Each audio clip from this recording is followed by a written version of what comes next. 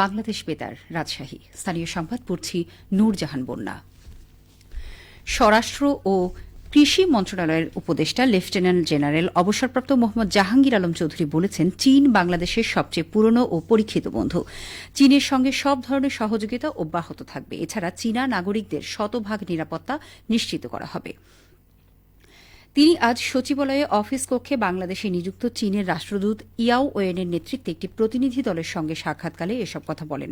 কৃষি উপদেষ্টা বলেন, চীনের অর্থায়ন ও কারিগরি সহযোগিতায় দেশে চলমান বিভিন্ন প্রকল্পের অফিস স্থাপনা ও সামগ্রীর নিরাপত্তা নিয়ে শঙ্কা থাকলে জানাতে বলা হয়েছে। বাংলাদেশ থেকে আম, কাঁঠাল, পেয়ারা সহ বিভিন্ন মৌসুমি ফল আমদানিতে তার দেশের আগ্রহের কথা জানান চীনা রাষ্ট্রদূত। আগামী মৌসুমে চীনে মৌসুমি ফল রপ্তানি করা হবে বলে আশাবাদ ব্যক্ত করেন কৃষি উপদেষ্টা। বাংলাদেশের ভয়াবহ বন্যায় ৪০টিরও বেশি জেলায় ফসল ক্ষতিগ্রস্ত হয়েছে। এটি কাটিয়ে উঠতে তিনি চীনের সহযোগিতা প্রত্যাশা করেন। বাংলাদেশে বসবাসকারী চীনা নাগরিকদের নিরাপত্তা নিয়ে উদ্বেগের কথা জানিয়েছে চীনা রাষ্ট্রদূত। পরিপ্রেক্ষিতে চীনা নাগরিকদের শতভাগ নিরাপত্তা নিশ্চিতের কথা জানান স্বরাষ্ট্র ও কৃষি উপদেষ্টা। অর্থ এবং বাণিজ্য মন্ত্রণালয়ের উপদেষ্টা ড সালেহ উদ্দিন আহমেদ বলেছেন, যুক্তরাজ্যের সরকার অতীতে খুব সহায়ক ছিল এবং ভবিষ্যতেও থাকবে। তিনি ঢাকায় আজ অর্থনৈতিক সম্পর্ক বিভাগের কার্যালয়ে বাংলাদেশে নিযুক্ত ব্রিটিশ হাইকমিশনার সারাহ কুকের সঙ্গে সাক্ষাৎ শেষে এমন আশা প্রকাশ করেন। অর্থ ও বাণিজ্য উপদেষ্টা বলেন, যুক্তরাজ্য বাংলাদেশকে ব্যাংকিং খাতের সংস্কার, রাজস্ব সংস্কার এবং পুঁজি বাজারের সংস্কারের ক্ষেত্রে সহযোগিতা করতে ইচ্ছুক।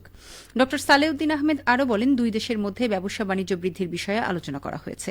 যুক্তরাজ্য মূলত অর্থনৈতিক উন্নয়ন ও নারীর ক্ষমতায়নে কাজ করছে, এগুলোও চালিয়ে যেতে হবে। বেসরকারি খাতের বিনিয়োগও খুবই গুরুত্বপূর্ণ। ব্রিটেনের বড় বড় ব্যবসায়ীরা এখানে বিনিয়োগ করেছে। তিনি বলেন, বেসরকারি বিনিয়োগ আকৃষ্ট করতে বাংলাদেশে ব্যবসার পরিবেশ উন্নত করতে হবে।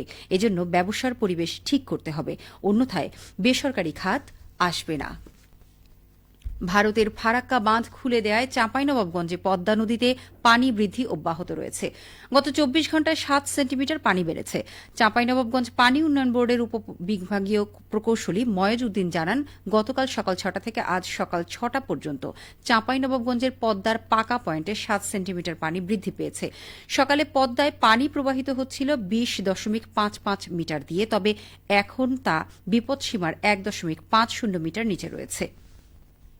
উল্লেখ্য, পদ্মা নদীর পাকা পয়েন্টে বিপদসীমার লেভেল হচ্ছে ২২.০৫ মিটার। এদিকে ফারাক্কার গেট খুলে দেওয়ার খবরে সম্ভাব্য বন্যার আশঙ্কায় জেলা প্রশাসন সংশ্লিষ্টদের সঙ্গে গতকাল বৈঠক করেছে এবং প্রয়োজনীয় প্রস্তুতি গ্রহণ করেছে। বন্যা পরিস্থিতির উন্নতি হতে থাকায় পূর্বাঞ্চলের বিভিন্ন রুটে আবারও চালু হয়েছে ট্রেন চলাচল। তবে কিছু লাইন ক্ষতিগ্রস্ত থাকায় পুরোদমে এসব রুটে ট্রেন চালু করতে আরও কিছু সময় লাগবে বলে জানিয়েছে রেলওয়ে কর্তৃপক্ষ। গতকাল ফেনী এলাকার ক্ষতিগ্রস্ত রেল লাইন পরিদর্শন করেছেন রেলওয়ের মহাপরিচালক সর্দার শাহাদাত আলী ও পূর্বাঞ্চলের মহাব্যবস্থাপক নাজমুল ইসলাম সহ অন্যান্য কর্মকর্তাগণ।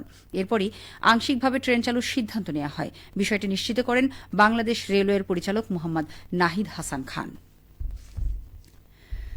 অন্যায়ের বিরুদ্ধে দ্রোহ, মানবতার প্রেম ও সাম্যবাদের চেতনায় দীপ্ত জাতীয় কবি কাজী নজরুল ইসলামের ৪৮তম মৃত্যুবার্ষিকী আজ।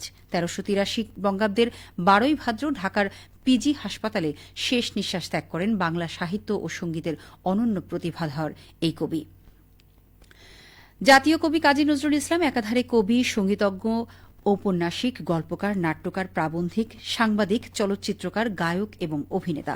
তিনি বৈচিত্র্যময় অসংখ্য রাগ রাগিনী সৃষ্টি করে বাংলা সংগীত জগৎকে মর্যাদার আসনে অধিষ্ঠিত করেছেন।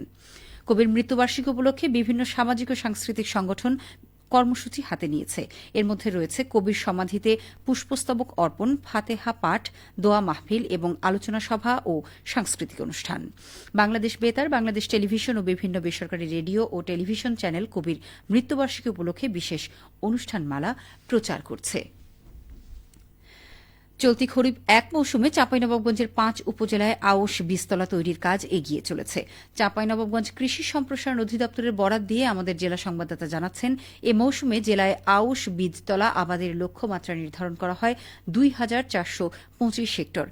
সেখানে এ পর্যন্ত অর্জন হয়েছে ২,০৩০ হেক্টর। আবহাওয়া অনুকূলে থাকায় এবার আউশের বীজতলা তৈরির লক্ষ্যমাত্রা ছাড়িয়ে যাবে বলে আশা করা হচ্ছে। উল্লেখ্য, গত বছর আউশের বীজতলা আবাদ হয়েছিল ২,৬০৩ হেক্টর। সবশেষে আবহাওয়া। আজ দুপুর ২টায় রাজশাহীতে তাপমাত্রা ছিল ২৭.৫ ডিগ্রি সেলসিয়াস। এ সময় বাতাসে আপেক্ষিক আর্দ্রতার পরিমাণ ছিল ৯২%। রাজশাহী ও পার্শ্ববর্তী এলাকায় আজ সূর্যাস্ত সন্ধে ৬টা ২৮ মিনিটে। সংবাদ শেষ হল। আমাদের পরবর্তী স্থানীয় সংবাদ শুনতে পাবেন বিকেল ৪টা ৫ মিনিটে।